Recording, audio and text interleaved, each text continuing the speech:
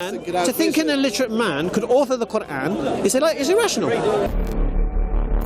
I give you something from history, and because it doesn't match with what you believe, you reduce it to like, oh yeah, I heard this fairy tale, someone told me. Yes, he's wrong to say that this is something amazing that only, a god or... So he's wrong to say that nobody at the time knew about this process? Yes, so, obviously he would have known. So he's wrong? Yes. Based on what? Based on just simple So which knowledge of the time knew the embryological process? Miscarriage is like a clot of blood. So Aristotle didn't see miscarriages. I don't know what. Well, Aristotle got it wrong. Galen got it wrong. So who got it right?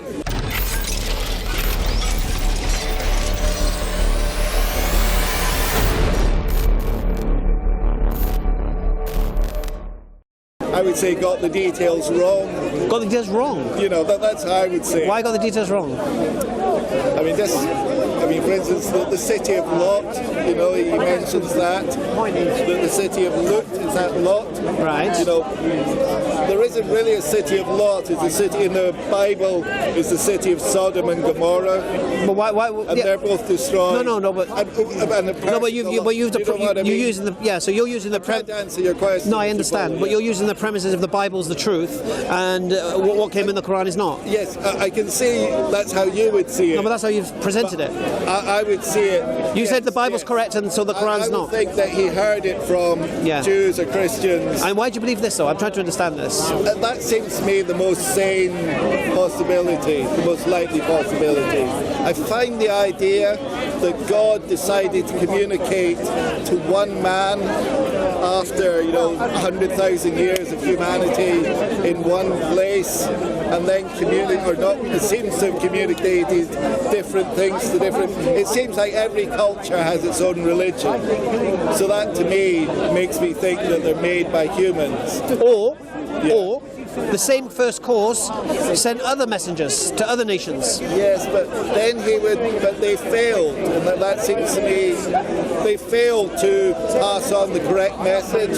So for me, I think this all-powerful first. Do you know how religion works? Well, yes. No, I'll give you an example. So if I came, astaghfirullah, back in the day, and I said I'm a prophet, yes, you would laugh at me. Yeah. And then a miracle would be performed. Yes. And I would do something that supersedes anything that you believe is true, is possible. Yeah. And you'll believe me. True or not? Not necessarily. No? I don't think the prophet performed any miracles that I know of. But Jesus didn't perform any miracles? No, Jesus did, but the prophet... So Jesus performed miracles? His followers he claimed to. Right. So Jesus performed miracles. Why? So that people would believe him, yes? Yes. And when Jesus left this earth, what happened? Well, that would be an example. When he left the earth, whatever message he was telling...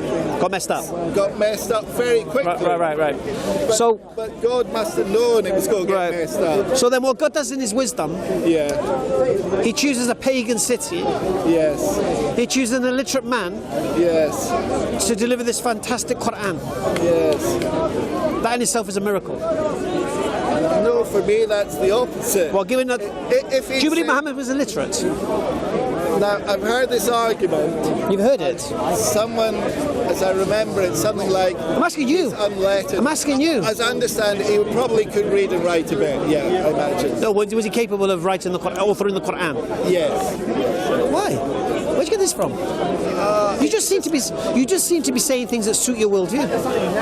Well, obviously everyone says things that suit their worldview. I suppose I come from a rational standpoint. That's not rational. It's irrational. No. It's not irrational. To think an illiterate man could author the Quran is irrational. Why? Yeah, why can't someone... people throughout history have had revelations. All right. If I said to you Shakespeare was illiterate... no, but that's... No, if I said it to you... Yes, okay. Would you believe he could have wrote what he was supposed to have wrote? No, obviously he couldn't write if he was... Authored it?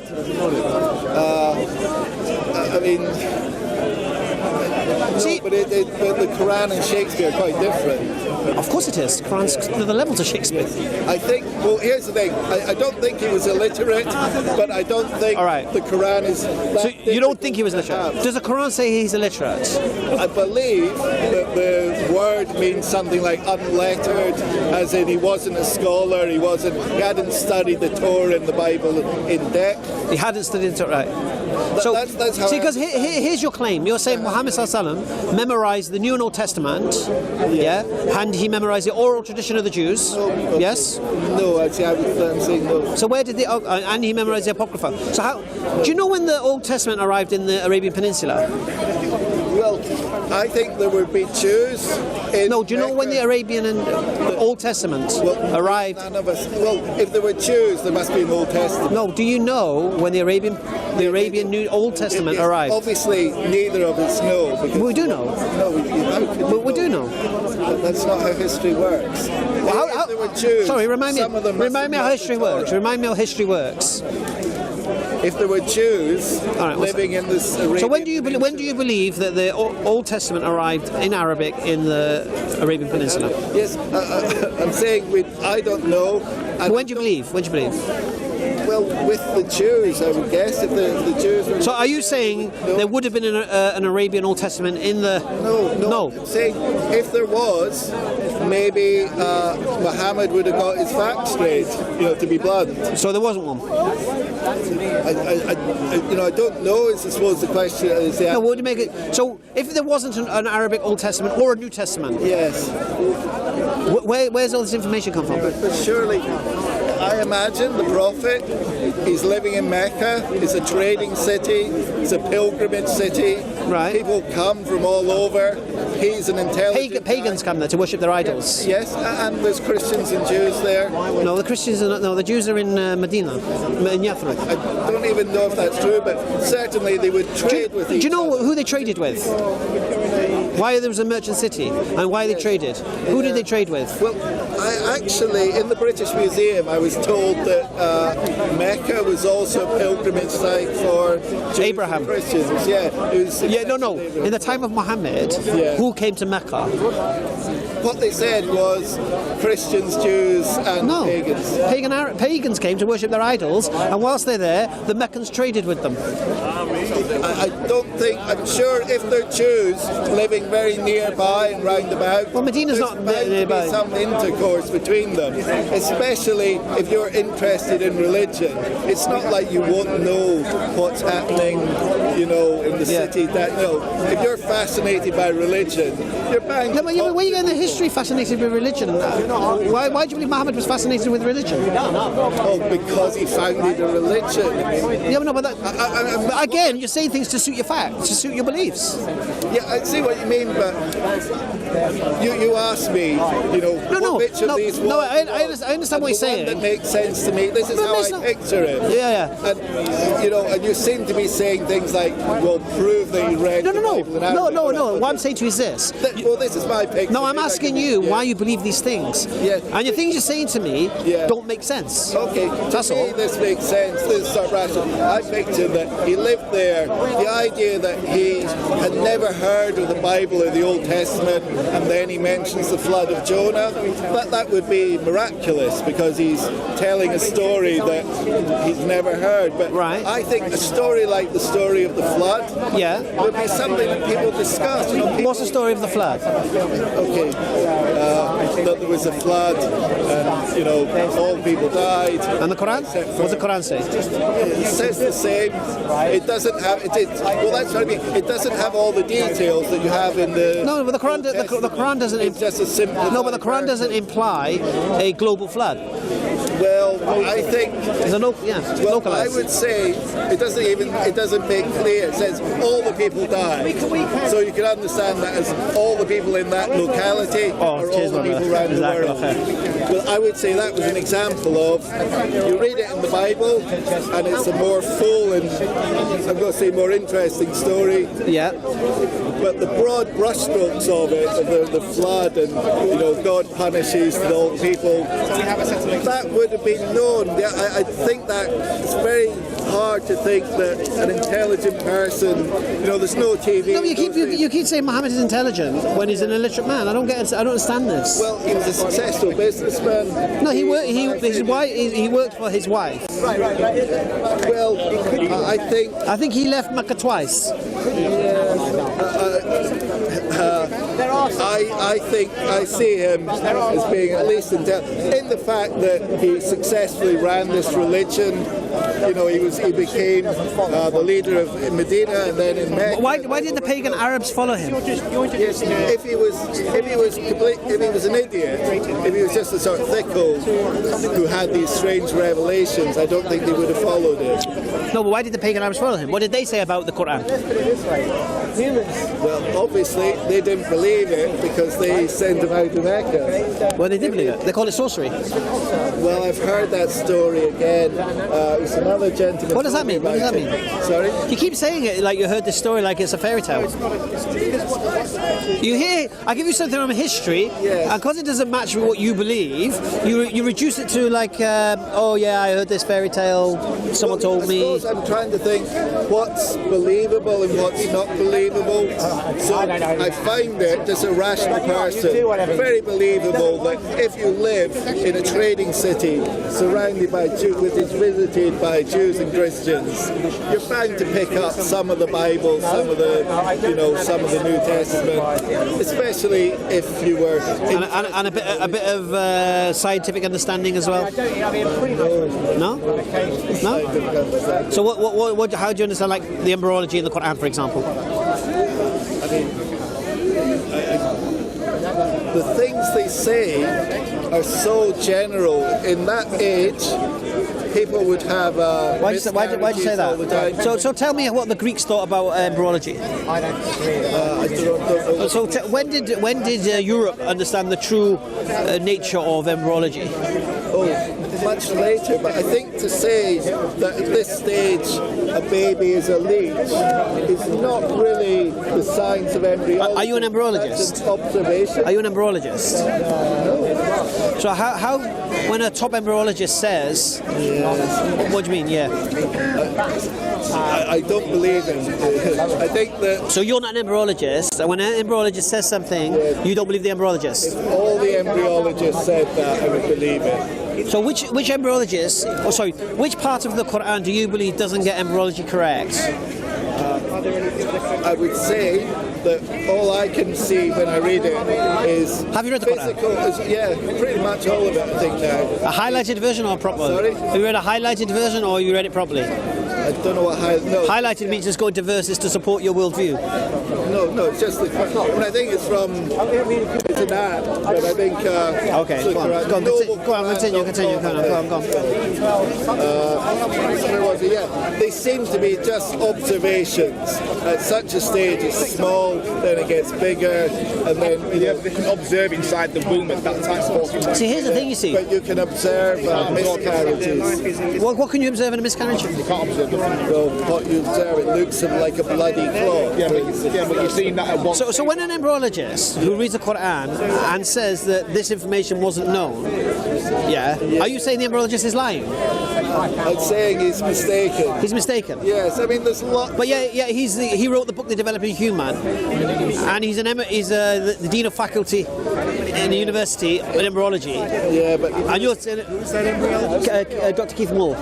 Yeah. It's possible to find scientists that believe in. What I'm saying is, are you saying he's wrong? That's what I'm trying to understand, and I'm just trying to understand what grounds are you using? Yes, he's wrong to say that this is something amazing that only a god or. So he's wrong to say that nobody at the time knew about this process. Yes, so, I mean, obviously he would have known. So he's wrong.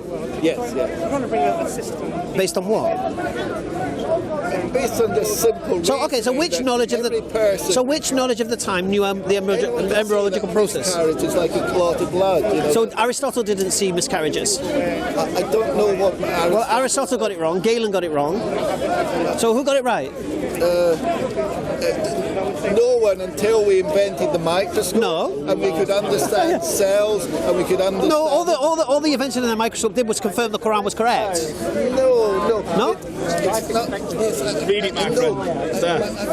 You look like you disagree as well. It's just to say... I might need you in a minute. A fetus isn't a leech, so that's wrong. A fetus looks somewhat like a leech.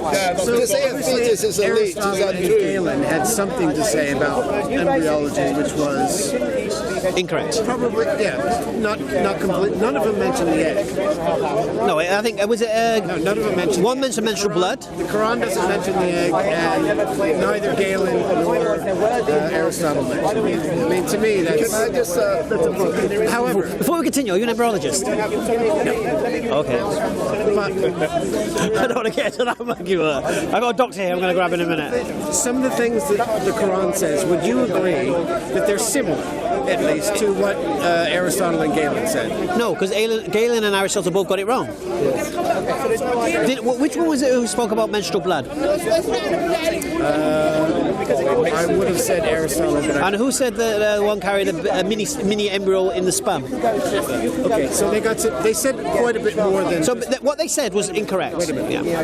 Let's establish a couple of things. First of all, they've said quite a lot about embryology. They took a shot at it. The Quran says just a couple of things. It's about 4 verses, right?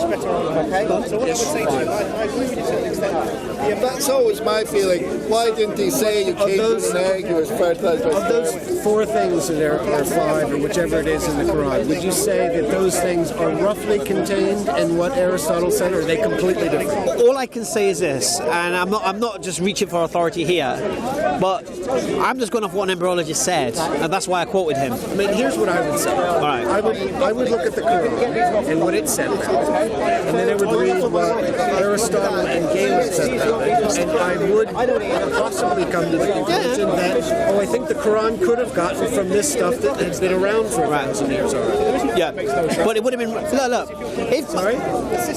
If Muhammad Say they were right, they were clearly either wrong in places and incomplete in other places, and they're all incomplete. No, but the Quran got it. Do you accept the Quran got it right? I would say that the Quran is incomplete. It's incomplete. Doesn't mention the egg. That's a pretty big part. What did Dr. Keith Moore say?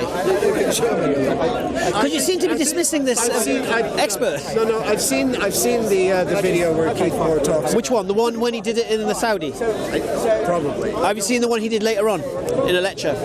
I don't know. When he's asked, "Why are you Muslim?" I'll look at it when I get home. It's very interesting because people say that because a lot of those geologists recanted what they said at the time because they realised what effect it would have. Now, Dr. Keith Moore, he hasn't, and he's asked, "Are you Muslim?" Basically, yeah, and he's saying what the Quran says about embryology wasn't known. Now the question is this: here's the question you see, for me anyway. Why put it in the Quran? Why say this book is correct and perfect and no error, and then put something in there that could be error, which would mean nothing whatsoever to the people you're talking to. It can only mean something to us today. You can't say something about embryology 1400 years ago, because as far as the companions are concerned, or the people of Makkah are concerned, they can't prove it's true or not. So why would you put something in there that could be a mistake? I don't know. Maybe we wanted to say something about embryology, and just as Aristotle and Galen. No. That's what I'm saying to you. So we just happen to get it correct. And if you look at the way the Quran says it, it's not like a scientific breakdown. It's telling man who he is and what he is and where he's from, and he's nothing. And why is he so arrogant, thinking he knows everything when you came from a despised fluid? I mean, you know what I mean? I know, but that's why he says it. It always seems to me, if he wanted to prove the authenticity of the Quran by putting some scientific detail, we'll do it. No, but the Quran. But here's the thing. Here's the beautiful thing about the Quran. The Quran is not a book of science. Yeah, it's a book of signs. It's just something to reflect and contemplate upon. That's why I asked that question. Why would you care? Why would you put that in there? How's that going to influence people around you? I know. But if this man thinks that Mohammed, this is his original premise, is a mystic, and he's heard bits and pieces from Jews and Christians passing through town. He said there's no scientific signs in the Quran. and Mohammed's invented this in his mind, thinking it's real, but it's not. Yeah? You went with the delusional. Yeah. Pretty much, yeah. Now I'm trying to ascertain why he holds that view, and you can see why he holds that view because it supports his whole worldview. It has to be that way. If it's not that way, I don't think it has to be that no, for him it does. I think it's a possible. Can I just say, I don't think it has to be. If it's not that way, you've got no other It's explanation. a little unfair to say to me. I was here first. So it's a little unfair to say to me, "Oh, you for some reason you don't want to believe it, and therefore you're clutching at straws." That's No. not fair. I think what you've done, I'm going to be honest with you, Andy. I'm going to be honest with you. I do believe you've done that. I truly believe. I want to put it on camera. No, I understand. I understand what you're saying. I understand. I truly believe you've tailored everything to support your initial worldview. You know that I believe. You know I can flip that exactly. How can you? You're choosing things. So if it says something like he made the world in 6 days, you find a reason why that fits with science. If he says something, I just said to you. I just said two things. There's no absolutes in science anyway. And secondly, I just said the Quran's not a book of science. But what I'm saying is, because you're a believer, everything that sounds true is a miracle. Everything that seems untrue can be explained away. No. I believe that Muhammad was telling the truth, and everything that came from him is from the first cause I initially believe in. Yes, I can see that you believe that. And it just so happens everything that he teaches seems to benefit me as a human being in this world. That's a different argument. The same argument. It all comes together. I mean, the fact that it's not surprising to me at all. That? You must miss bacon. I miss what? Bacon. Bacon? Yeah. Why would I miss bacon? You don't miss bacon. I have turkey bacon. Yeah, I have same. Turkey bacon. The fact that it benefits you. Turkey bacon. No. How about this? Would you agree with this? Go on. The fact that the Quran benefits you from certain things that it encourages you to do is not proof of its divinity. No. But married together, You must be really with believing Muhammad told the truth. I don't believe he was a liar. I don't think he was crazy. Well, if you believe he told the truth, that's game over. Exactly. If you believe he was telling the truth, then it has to be the truth. Right. Because he said he got it. But the alternative to the truth is a lie. But That's why we started the initial premise. Is I had 5 variables. He'd give a 6th one. I said he's either delusional, thinking he's having revelation from angels. 2, he's deceived by a demon, which is pretending to be an angel. 3, he didn't exist. That's probably not like No. These are the possibilities. He threw in the spanner in the works that he's a mystic. I still go with delusional, but he says he was mystic, so he convinced himself what he was receiving was true. That actually goes against the historical witnesses who watched when Revelation came and they watched a camel go down when the Revelation was coming and such a thing. Now you could dismiss the history if you like, but then you need to give me a formula to what you accept and reject history upon. Yeah, and then what was the other variable? Oh yeah, he lied. Or he told the truth. Now I'm on the Sherlock Holmes flex here. When you eliminate what's impossible, whatever's left, no matter how improbable, has to be the truth. So I truly believe I can throw delusion and crazy away. I believe I can throw mystic idea away. I believe I can throw liar away, and I can believe I can throw he never existed away. And then I'm left with the truth, and that's the reality. And once that's the truth, that means what he received was from God. So the Quran is from God, just from that point alone. That's why this idea of the first cause and singularity. It doesn't really matter. I'll be honest with you, because once Muhammad claims to be from the first cause, and then because I was explaining to Andy that I can only know about this first cause if it reveals itself. And this man Muhammad claims that this first cause revealed to him its nature. So now we have a name, now we have attributes, now we know our purpose and all of these things. And then when I marry that up with my life, now we're coming to the part about how I live my life, it just so happens that whatever this creator teaches seems to know man better than man knows himself. Because everything that this creator, first cause, advises Muhammad for mankind, what's good for him and what's bad for him, seems to benefit us as human beings. And the things that I'm prohibited from seems to cause harm. Now we can call that coincidence, but when I marry everything together, it just makes everything stronger for me. Give me some examples. About what? The benefits. Well, the standard 5 poisons. Sorry guys, I know about 6 videos have 5 poisons. Anyway, we can just name a couple. No, there's 5 of them. Standard ones that you'll recognise straight away. Well, some you might resist because you might enjoy. Who knows? Gambling, drugs, sexual immorality, interest dealings, and what was the other one? Alcohol. Now, would you say, if I said that without Islam, say in a Western society, Islam, someone might recognize the problems with all 5 things. Agreed. And we would see that evidenced in the behavior of some certain people who succumb to those extreme levels. Agreed. So it wouldn't necessarily need divine revelation to say, oh, if you gamble a lot, you tend to lose all your money. Or if you drink too much, you tend to be... Yeah, but you can gamble and win money. And you can gamble and win money, yes. Well, sexual immorality. We know. Where's the sexual morality coming to this? Sorry? Sexual immorality. Well, obviously in a Western society that one's not. No, we're talking about we're in a paradigm of the 6th century here, aren't we? No, I was saying that the 5 things. Oh, you mean now? I said if we were in a Western. All right, so you're not trying. So you're just so I understand. No, what? Sorry, forgive me. I may have misread what you said. You weren't implying that those 5 things would have been obvious in the 6th century. No. Right, that's why they're in the Quran. We could discuss that, but that's not. Okay, that's fine. I was saying. So say Western country, right, yeah. We haven't heard of Islam, and we have to make judgments on what's good or what bad for us. Those things that you discussed, we would see evidence of those being 100%. quite awful.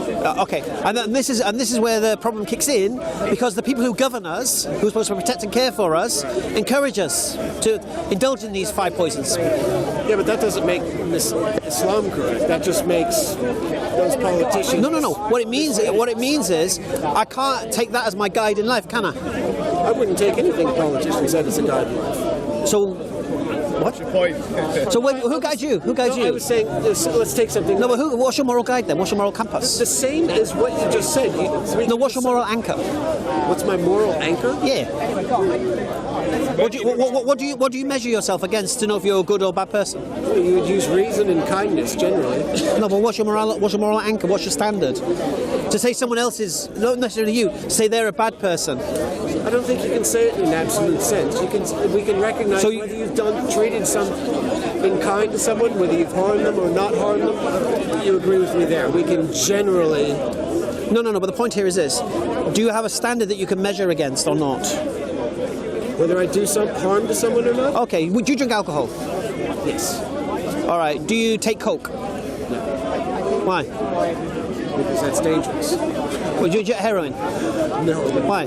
Huh? Why? So it's dangerous. So is alcohol. Yeah, that's right. It's not as dangerous. But it's more dangerous. Yeah, if you were to make the argument, and this is what I'm saying, if you were to make an argument that you shouldn't drink any alcohol, yeah, you could probably make an argument for that. Yeah. I know. In terms of but you don't need the Islam to do it. No. I'll give you an example. I'll give you an example. You're right. We don't need Islam to do these things. Yeah? But you do need a reason to do these things. Right? I'll give you an example. Well, I think the reason should be one second. that you said is this is... the first thing I'll give you an example. This is helping me in my I'm going to give you a working example. I concede to that. There's a brother who embraced Islam with us last year. Yeah? You know who you are when I tell this story. Right? He embraced Islam with us last year. And he learnt in Islam how important your mother is. Yeah? We're told that someone came to the Prophet Muhammad and asked him, we know Allah and we know you. After you, who should we listen to? And the Prophet said, your mother. They said, and after that? He said, your mother. Yeah. And after that? He says, your mother and then your father. So 3 times he said mother, which makes it concrete. Right. So now every Friday, he goes to his mum and takes her out for a walk, for a coffee and whatever. Now he could have done that anyway. He could have took his mum any time he wanted to. But when he embraced Islam and he recognised that actually, I can't even believe I ignored this simple thing. So now he takes his mum every Friday morning, takes her out for a coffee, then he goes to Friday prayers and whatever. Yeah? He didn't need Islam for that. But it's Islam that reminded him of that. Right. Yeah. Now me, I fell out with my mother. She said some horrible things about me back in the day. Yeah. I refused to forgive her. She phoned me up to ask for forgiveness a while back before I was a Muslim. And all I would say to her is, I'm not interested in anything you've got to say. I'm not interested in anything you've got to say. And then 7, 8 times, then I put the phone down on her. And she went, oh, I've tried. Okay. When I became a Muslim and I realised the importance of mother, I had to find my mum. Yeah, and she says to me to this day, you're only speaking to me now because you're a Muslim, isn't it? And I said, yes. She goes, well, I can't believe it. I said, well, you should do. Why? Because I didn't realise the importance you are to me. Because this society doesn't teach that. But Islam teaches that. There was another time the Prophet Muhammad says, may his face be rubbed... One second. May his face be rubbed in the dust, may his face be rubbed in the dust, may his face be rubbed in the dust. So physically rubbing someone's face in the dust, right? So the companion said, who should be humiliated in such a way? He said, that person who finds their parents reaching old age and does not take care of them in old age as they took care of them when they were young. SubhanAllah, what a teaching. Well, this society, we don't do that. So all I'm saying with regards, what I'm saying is that the first cause, why I believe the first cause, why I believe Muhammad told the truth. Then I see the teachings of the Quran. Then I see that the Quran is a history of man, a guidance for man, and then the warning for man. Yeah? And I know by following the teachings of Islam, I was asked by an atheist, what if you're wrong? Yeah? What if when you die, there is no God, there is no heaven, there is no hell, there's nothing? Well, I wouldn't know, would I? I'd be dead. Right, that's the first point. So it wouldn't really matter. But then he said, but you'd have missed out on life. So I said, well, what if I missed out on? Nothing. There is no way of life, and I challenge anyone, I've done this many, many times, bring a way of life better than Islam, that's purer for me and my family. Bring anything. For you and your family, that's the question. All right, let me rephrase that. For society, bring a better way. Anyway. Have you got one? Yeah, it's a totally different discussion. It's part and parcel of the same discussion. Because for me, the author of the Quran appears to know what makes man tick. Yeah? And motivates. And what guides, what harms and what benefits. Well, can I... There's still another part of the brain. What's all that about? that will run. There's no camera there, you know that, don't you? Okay. It's a shock. Yes. Can't even read your writing. Can't even read it. Ibn Battuta. What are you saying about Ibn Battuta? Are you Moroccan? No. Where are you from? Well, where were you born? No, you weren't. You were born in a country. You won't tell me. You were born somewhere, weren't you? Algeria. I know you're Algerian. No. I could tell. You could tell by the colours. No. What colour? Is this Algeria? Is colonial France. And you seem to love North Africa. I'm the media. All right. I'm the media. I'm not Algerian. Okay.